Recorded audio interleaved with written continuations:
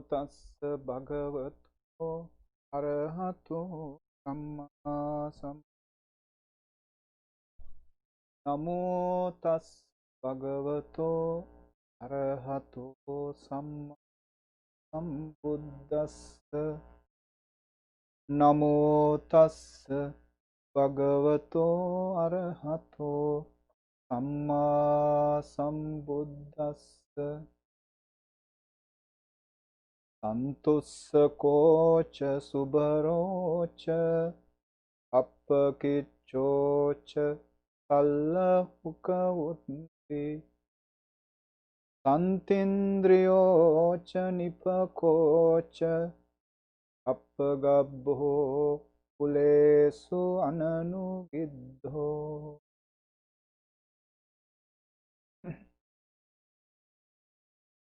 Venerable Chief Naika Hamduro, Venerable Sirs, friends in the Dhamma, welcome for our Saturday Dhamma talk. Today, as most of you are well aware that we are continuing on the sutta called Karaniya Metta Sutta. Today, the third talk based on this same sutta. We are still in the beginning part of the sutta, where the discipline of a monastic, the discipline of someone who is aspiring to attain the final liberation of Nibbana. Prior to his real practice, what kind of physical, verbal and mental cultivation he has to develop within him to create a convenient environment within himself for the oncoming attainment of his, or the fruition of his working on the Dhamma. We explained 6 factors: sakko, capability, skillfulness; uju, upright; suju, extremely upright; swacho, easy to speak to; mudu, gentle; anatimani, humble. We explained these factors in our last talk, and today we continue with the rest of the factors of discipline that one should cultivate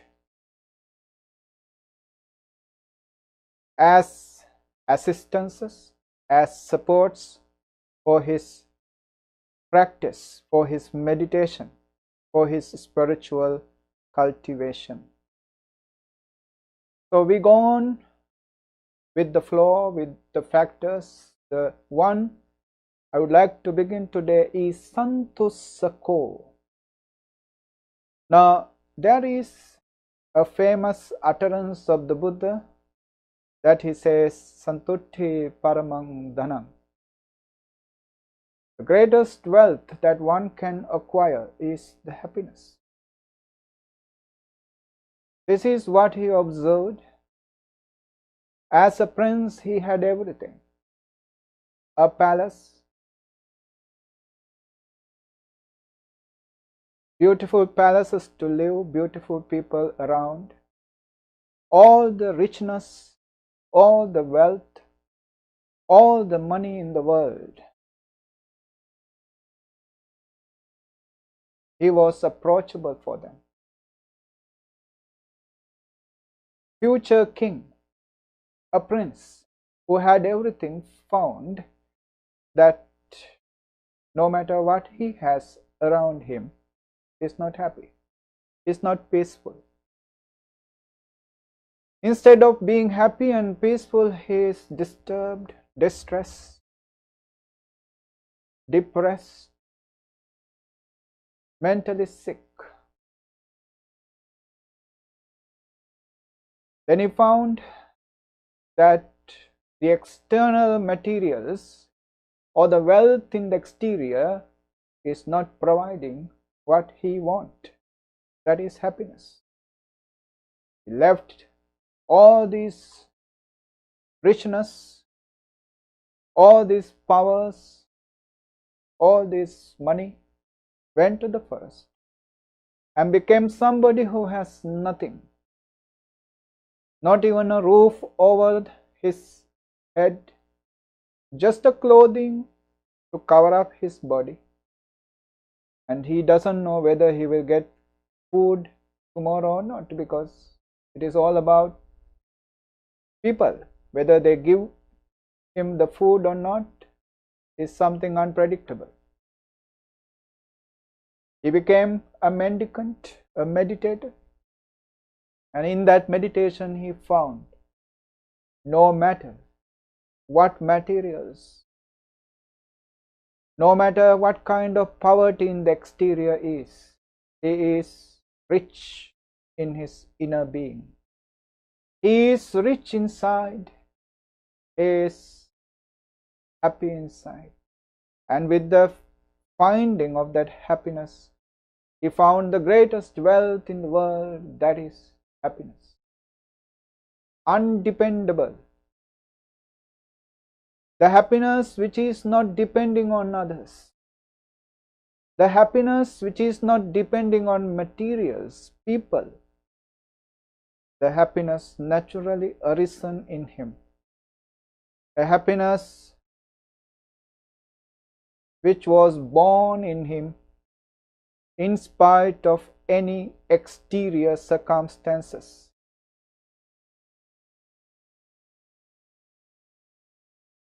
The happiness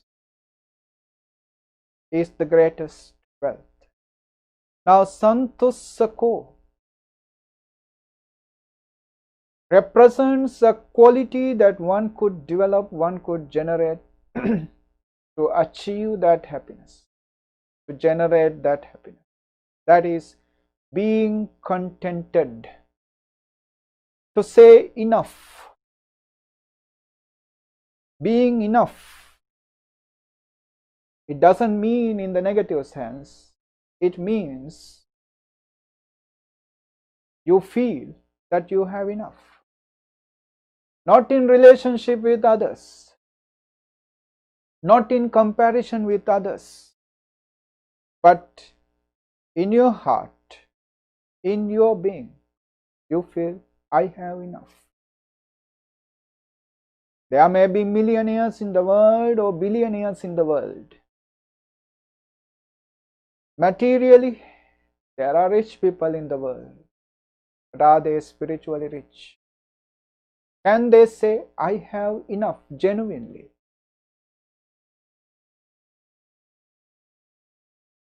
Genuinely, can they declare, I am happy with this, I don't want any more?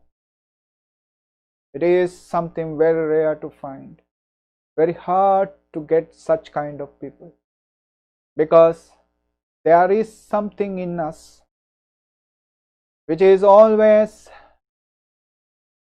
working very hard to keep us unhappy. That is called the craving, the attachment, the tanha. This craving will never allow us to be happy with what we have. No matter how much we gain, we become blind to them, they become oblivious to us, and we look for the things we don't have. Who can have everything in the world? Somebody will be always have something more that you don't have. Somebody will be taller than you, handsome or beautiful than you, clever or stronger than you. Somebody will be always ahead of you. Who can have everything? But we are in a pursuit, constant, eternal pursuit of having everything in the world. Therefore, no matter what we have, what we gain, we always feel empty. It is as if our ego is an never filling up. It is a bottomless pit. No matter what you put in, no matter whatever you throw in to this ego, that ego will always feel empty, void, something missing, something not having there. You always look for the things you don't have, and you are blind to the things you have. In the Mangala Sutta, Buddha says, Pubbhe chakata punyata etang mangala muttamang. If you have done good deeds in your past lives, that is a blessing. We all have done so much of good deeds. Roof over our head. While there are millions in the world on the streets, homeless, we have a beautiful house to live, beautiful clothes to wear, ability or intelligence to progress, to develop. So much of blessings are surrounded us. But are we aware of them? Or are we neglecting them? Are we blind to them and look for the things we don't have and pining and worrying about those things you haven't got yet, and pursuing, running after the things that you want to get? Happiness is only in the pursuit, not in the real thing. You pursue for something, you look for, and you run after something. For years, sometimes you work hard for it, and you gain it, you receive it. As soon as you received it, you forget it. And you look for something else to pursue, something else to run after, something else to look for. And then the running starts again. Then the pursuit begins again. Never contented. Never having even enough time to say, I have enough. Always feeling empty. In such a world, Buddha advises monks, Buddha advises the ones who have gone forth, leaving their household lives behind, to feel contented with whatever they get. Because monks don't work, they don't have jobs. By right, they cannot do jobs. They are completely depending on the generous donations, offerings of the four requisites of the devotees. And the devotees, their hard-earned money, the money earned with much difficulties, they sacrifice part of it for the community of Sangha, to take care of a monk, so that the monk doesn't have to worry about the material necessities, food, clothing, lodgings, medicines. Devotees have taken care of them. The monk can take care of his spirituality and support, help to take care of the spirituality, spiritual well-being of the devotees.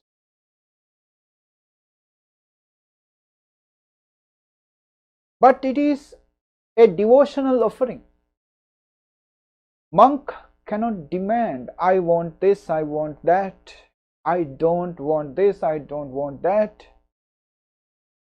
Then it is not leading for happiness either of the monk or for the devotees. The devotees will find that the monk is a nuisance.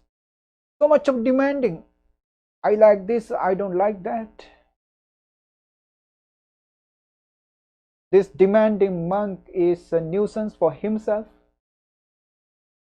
He will be disturbed. He will not be able to continue his spiritual life properly with this kind of demanding. And also he is a disturbance for the devotees, a trouble for the devotees. So the contentment with whatever you have leads for the happiness. The Buddha says for the monastics, once they became monks and nuns, they have to give up their household habit for desiring, asking for more, desiring for more, and to be contented, to be happy, to be joyful of whatever he receives on daily basis. Those days the monks went for alms rounds. That is the way they received food. People did not bring food to the temples. Monks had to go for one house to the other, looking for food and collecting them.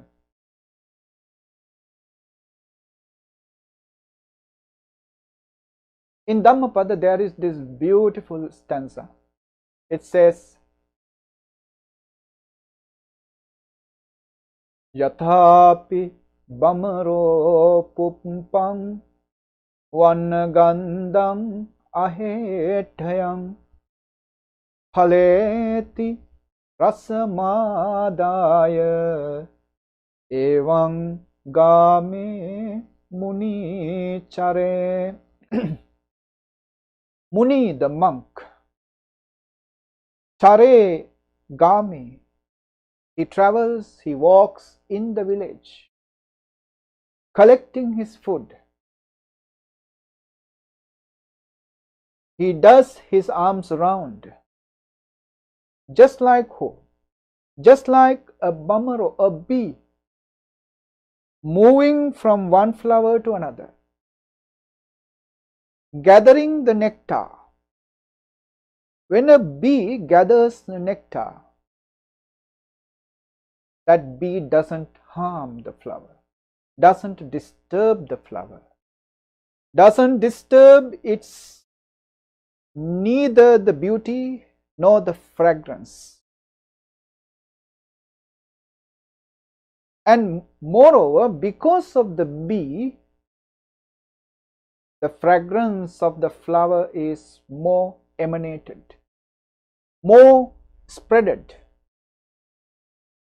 The fragrance becomes more because of the bee moving from one flower in his collection. He helps the flower to flourish more, become more fragrance.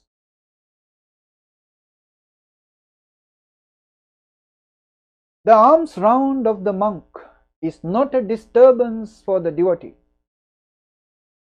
but it is an assistance to develop the meritorious powers of the devotee, to generate more merits.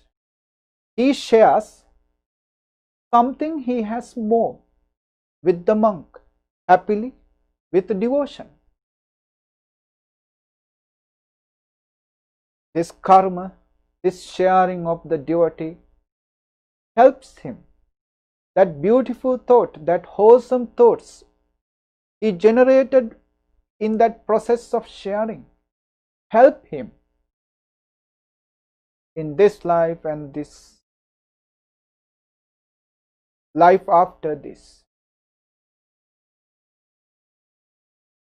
It is not a nuisance, it is not a trouble, because it doesn't mean when a monk is going on his arms around that one particular home provides the whole meal.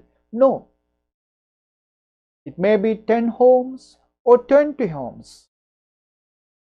Little by little, just like the bee collects the nectar from one flower to the other. Not just from one flower. Flower to flower, he moves. The same way the monk moves house to house to collect enough food for him to survive. He doesn't have any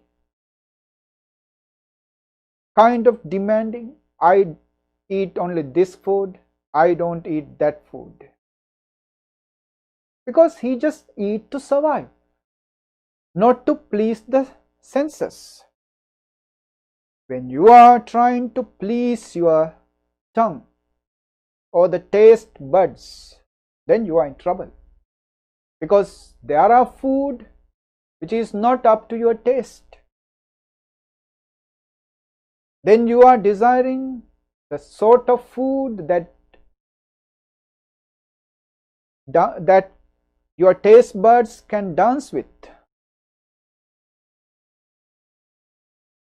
But for a monk, it is impossible. You might get any kind of food, delicious or not delicious, it is irrelevant.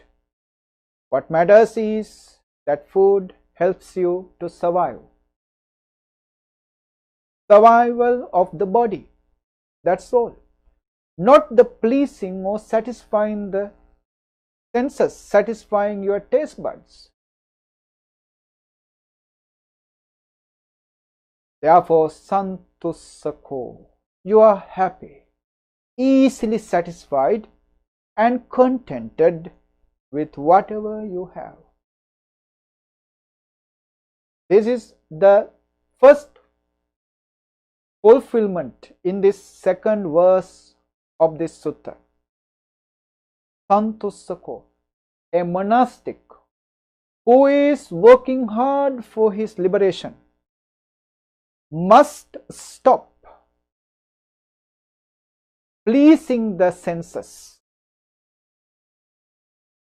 If you are trying to please your senses, then you are away from your spiritual development. Because spiritual development, meditation happens when you just maintain your body, not running after, not looking after the body in the sense of trying to please or gratify the senses. So eating food is just for the survival of the body. Wearing clothes just to cover up the body from the exterior difficulties. Living in a house just to be protected from sun, from heat, from rain, from cold winds. That's only.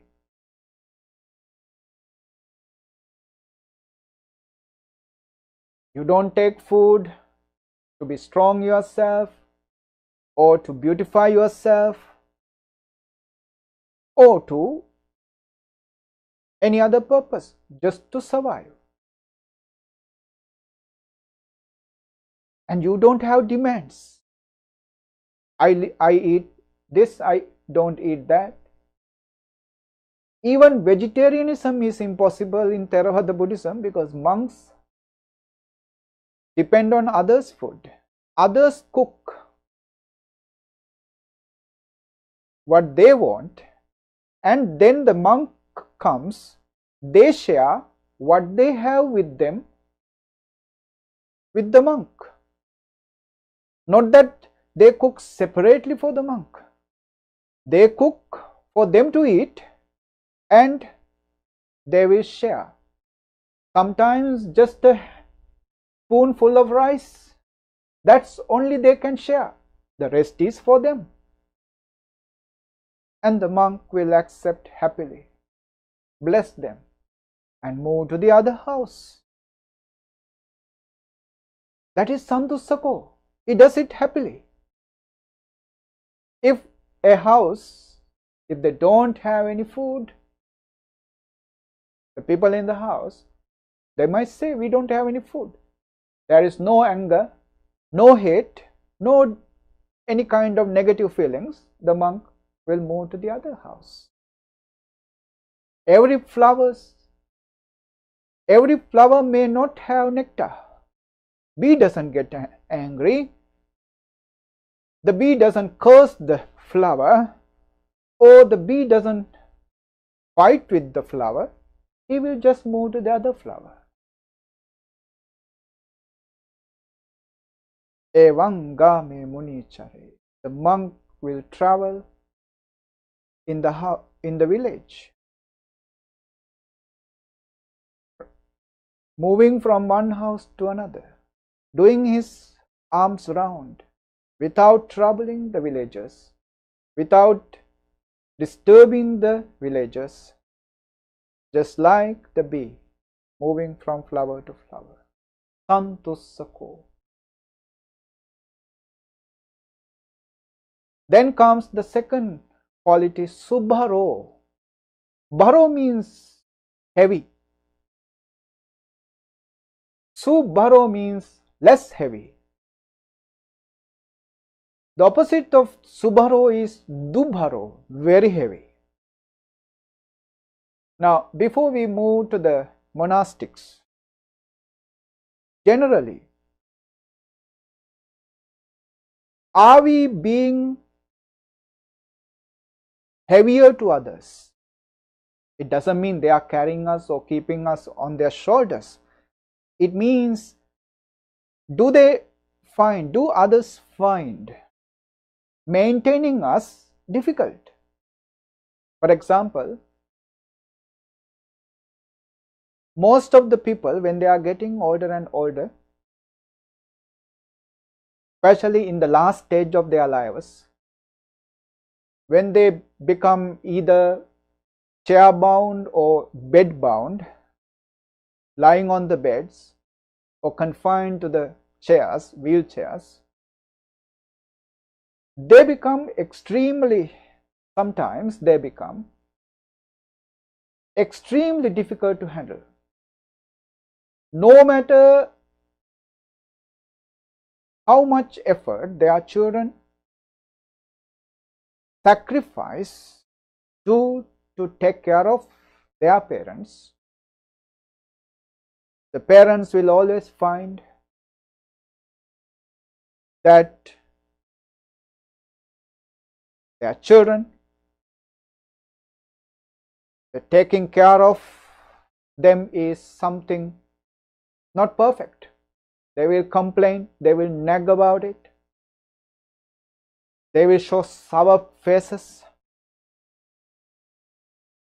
they will show their anger, their dislike to those people who are taking care of them. And ultimately they become a nuisance to their own children, who are taking care of them to their best. They have their own families, they have their own responsibilities for their own families. They have to do their jobs, they have to do the other social demandings, requirements. In the midst of everything, they are trying to take care of their elderly parents. But maybe it is the second childhood. In the last stage of their life, they are becoming like children. and they make it very difficult for the children to take care of them. They become a nuisance. Dubharo they become. They become a great weight on the children. No matter how much the children help, sometimes the parents become never grateful, never thankful, but always criticizing. I'm not saying everywhere. This is generally happening.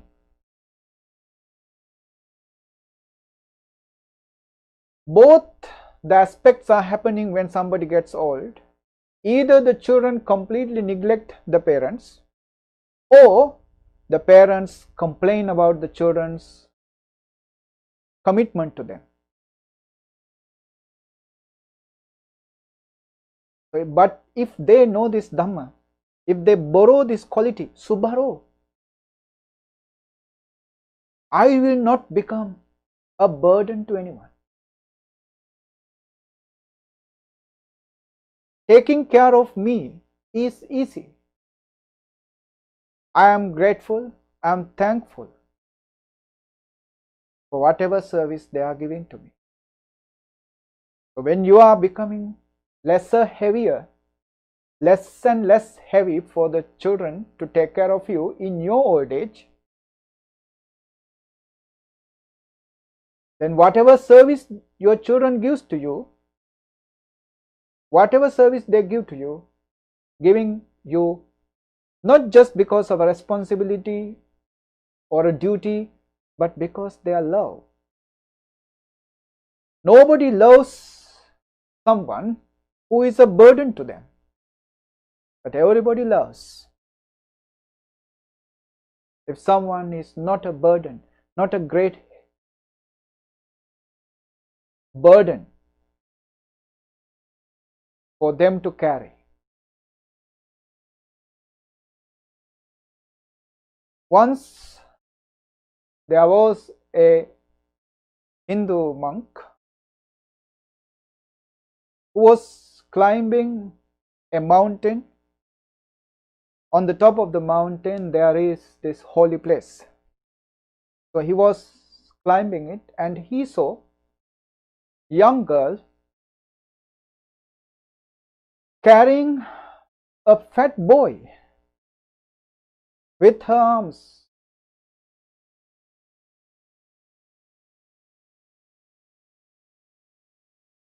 Then out of compassion for the girl, this Hindu monk said, "Oh poor girl, you are carrying such a big burden. Such a heavy weight you are carrying." Then the girl frowned at this Hindu monk and she said, "You are carrying the burden. I am carrying my brother. My brother is not a burden to me. My baby brother I am carrying. You are the one carrying a burden." Now there is a great message in it. If there is love in your heart, nobody is a burden to you.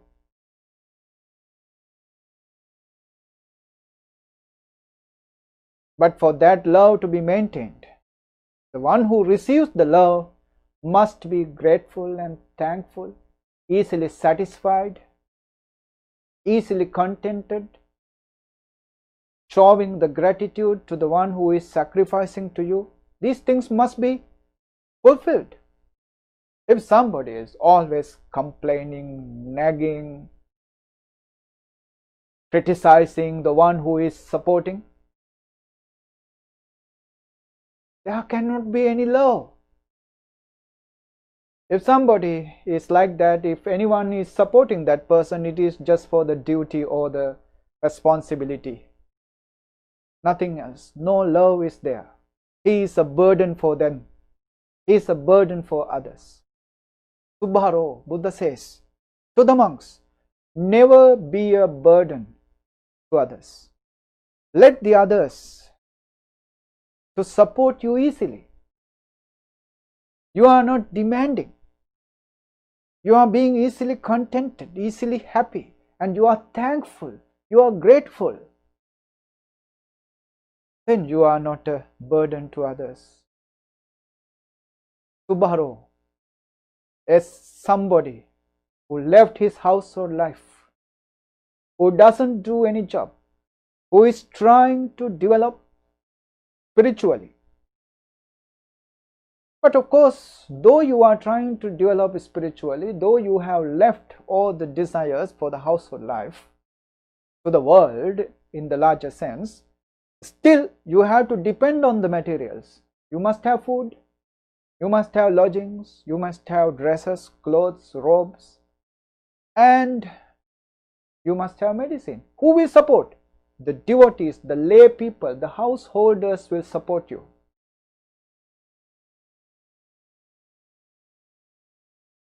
But in that support, you shouldn't be a burden to them, because if you are a burden to them, they cannot carry your weight so far, so long. They cannot carry on your weight with your weight for continuously. They will drop you on the way. The devotees will run away from such a monk who is a burden. And the monk is in difficulty. Therefore, Subharo, be a person who is a less burden. Be a monk who is a less burden to the devotees. That's the idea. Subharo. This is connected. Santussako, Subharo. They are connected. The one who is easily contented, easily satisfied, who is not a slave of the desires, is the one who is contented. Now, there is a sutta in the Majjhima Nikaya, sutta number 42 as I remember. It is the Rattapala Sutta. Venerable Rattapala, after he became a monk, he was a very rich man, a millionaire, a kind of a count of a very rich country called Kururata. Present days it is near Delhi, India. Now, this monk, after he became an Arahant, he went back to his village, went back to his country to see his parents. After seeing the parents, he happened to meet the king of the country called Karaniya. This king was astonished, was surprised with the news that this rich man had become a monk. So he was nursing some question within him about the reason for this rich man, a very rich man, to become a monk who has nothing. Then when he met Venerable Rattapala, he asked him, Venerable, please tell me, what is the reason for you to become a monk? One of the reasons he gave was Uno loko atitto tanha daso. Uno loko. The life in whatever world is always feeling empty. Uno, feeling empty. Atitto tanha daso. And he acts as a slave to desire. Life in any world is always feeling empty. And he acts as a slave to the desire. This is what Buddha had taught him. He is just repeating, Venerable Rattapala just repeating what the Buddha had taught him. Uno loko atitto tanha daso. Life in any world always feel empty, aren't we? Everybody else in the world, including all of us, always feel something missing, empty within. Because of this feeling of emptiness, we are looking for the things to fulfill this emptiness. In our search for the things to be fulfilled, we act like the slaves to craving until we die, until the moment of our death. This search never ends. Search to fulfill ourselves, but we are never fulfilled. So, these words of the Buddha compelled this monk to leave the household life and become a monastic and practice hard to be enlightened. Santussako. Buddha says, to the surface level, on the surface level, before even his practice begins, he has to develop a certain mental development. He has to have these attitudes of being contented easily, then being a less burden to his devotees. Subaro. Then next one is appakiccho. Appakiccho means, appa means less or little. Kiccho means action or things to do. That means a monastic must not have much to do. In other sense, a monastic should not waste his time, his precious time for meditation, in the things like talking and discussing worldly affairs with the devotees, with the people who knows, with the people he knows. Talking, discussing, or having some conversations on the worldly affairs, non-related to his practice, with the devotees, then with the fellow practitioners, talking and wasting time, discussing over worldly affairs, then with the newly ordained monastics, lay people, fellow practitioners, and the newly ordained ones. In a monastery, in a temple, you are supposed to deal with them or associate them, the lay people, the lay supporters, the devotees, and the monks in the same capacity, same level, and the newly ordained novices. These three groups are there. Buddha says, don't engage on the activities which is non-related to your practice, non-related to your meditation, development of the spirituality. Sallahukavoti is, appakiccho is, to have less activities means activities which is non-related to his meditation must be discarded, because the most important thing is your meditation. That is the fundamental reason, that is the foremost reason that you became a monk in the first place. That you left your household life is for the sake of that reason. So this is a obstacle if you are to be engaged day in, day out with the non-relevant conversations, with the devotees, with the monks, then gradually you are moving away from your practice, and unknowingly to you, you can be engaged on the worldly affairs, assisting them, helping them on certain matters. Unknowingly you are moving to the worldly objectives, worldly matters. So it is important for a monastic who is into liberation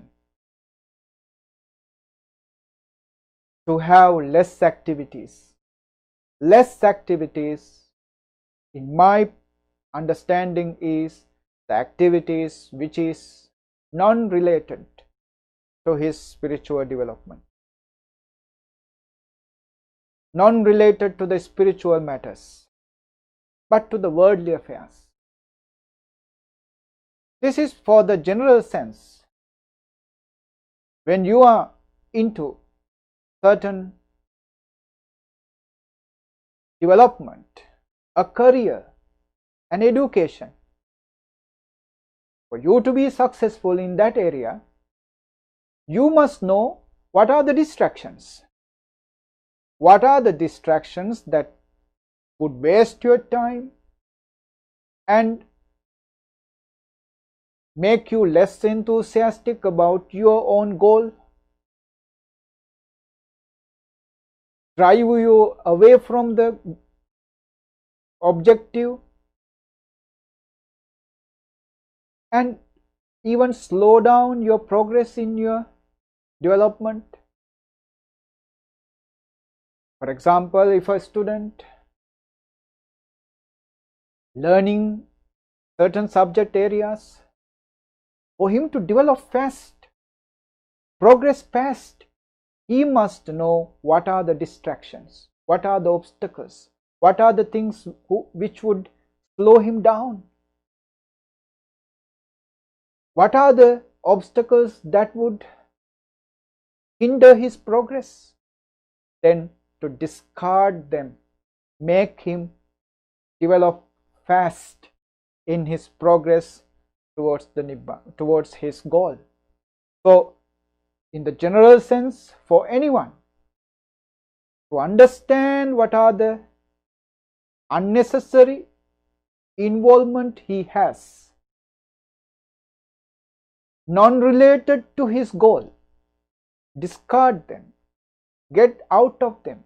If there are a group of people, certain individuals obstructing him, get out of them. And that will help you to move quickly to your goal. So in the spiritual sense, this appakicho, little work, in the depth meaning of, in the hidden meaning of discarding the unnecessary, useless activities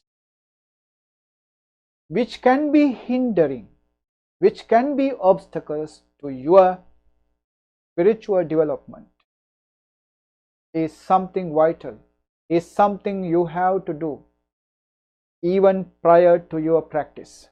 That is why Buddha had collected,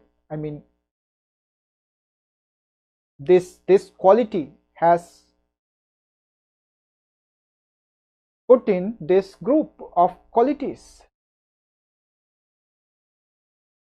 Santussako, being contented; Subharo, being not a burden; and Appakicho, that is to have less distractions to your liberation, to your practice. Less work, less actions. It means you are confined yourself to the important ones. Santussakocha subarocha appakichocha. Then comes the sallahukavutti, that is simple livelihood, not a complicated one. As I said before, all these are related to each other. Sallahukavutti, simple livelihood. It means, again, you are limited yourself. You are limited to the basic necessities for you to live this life peacefully with no difficulties, and this peacefulness and less difficulties will support your spiritual development. Sallahukavutti. You are not so complicated with all sorts of unnecessary involvements, unnecessary objects and people around you. Buddha compared the life of such a monastic to the bird in the sky. Bird in the sky. Are there any baggages carrying? Are there any baggages hanging around the bird? Are there any heaviness other than his own feathers? The monks move around in this world, hang around, travel, just with his robes and the alms bowl. That is how it happened those days. Nothing to carry on, nothing to move on, just the robes and his alms bowl. It was that simple. That simple was his livelihood. He is not demanding, he is contented with whatever he has. He is like a bee moving from flower to flower when he is collecting his food. He is not a burden for his food, for his robes, or for his lodgings, for his medicine to anyone. And all this, when they are gathered, conclude that his life is sallahukavutti, simple. His livelihood is so simple. He is easily contented, being without a burden to anyone. Subharo, easily supportable, less burden, and he has discarded all those unrelated activities, unrelated actions, verbal, physical, to his own practice, and he is sallahukavutti, simple in his living, simple livelihood. So these are the qualities that I wanted to explain to you today. Still we are explaining the factors for spiritual or ethical, moral or virtues that one has to cultivate within him before his real meditation starts. Now when you look at these things, you can find they are such important factors. If somebody is not adopting these factors, though he start practicing, his meditation won't be successful. Yeah. For example, if somebody is not so contented with the food he eats, with the place he lives, with the robe he wears, and he is demanding, asking, looking for, He is so selective. What he eats, what he wears. Can he find any time for meditation? He is concerned with the materials, just like when he was at home. And if he is a burden to others, then again it is such a difficulty. For himself and for others, people run away from him. And if he is involved with unnecessary activities, unnecessary workload, non-related to his meditation, can he practice? So Buddha has given a very clear-cut guideline for one to adopt and transform oneself on these qualities so that his meditation will be like a galloping of a horse moving fast towards Nibbana. So we will be going on with the explanation of this. Please remember to join with us on every Saturdays 6 to 7, New Jersey Buddhist Vihara. Our concern is, even in this pandemic situation, our spiritual development, the Dhamma, should be always continuous. That's what Venerable Naika Hamduru and the other venerables of this temple always concerned about our devotees. That is our hope. That is our wish when we do these Dhamma talks via social media. And the Buddha image is open. It is not closed. You can come and do offerings to the Buddha and still generate the wholesome thoughts within you. Right? So with this, let's conclude this talk. May all the merits that we generate by listening to this Dhamma and by sharing this Dhamma be a gift for our departed ones, for our ancestors, for our forefathers, wherever they are, however they are. May they be rejoiced with the gift of this Dhamma, with the merits that we generate in our hearts. May their present existences become blissful, happy and peaceful with the power of this Dhamma, with the power of this merit. Let's share these merits together with our departed ones. Then we share the merits together with the Devas. Idang me ñātinang hotu sukhita hontu ñātayo. Idang me ñātinang hotu sukhita hontu ñātayo. Idam me ñātinang hotu sukhita hontu ñātayo. Akasatta ca bummatta devanaga mahiddika punyantang anumoditva chirang rakkantu loka sasanang chiran rakkantu desanang chiran rakkantu mang paranti. Blessings for you. Sabbitiyo vivajjantu sabbarogo vinassatu mate bhavatu antarayo sukhi digayuko bhava bhavatu sabba mangalang rakkantu sabba devata sabba buddhanubhavena sabba dhammanubhavena sabba sanghanubhavena sada sotti bhavantu te. Sadhu.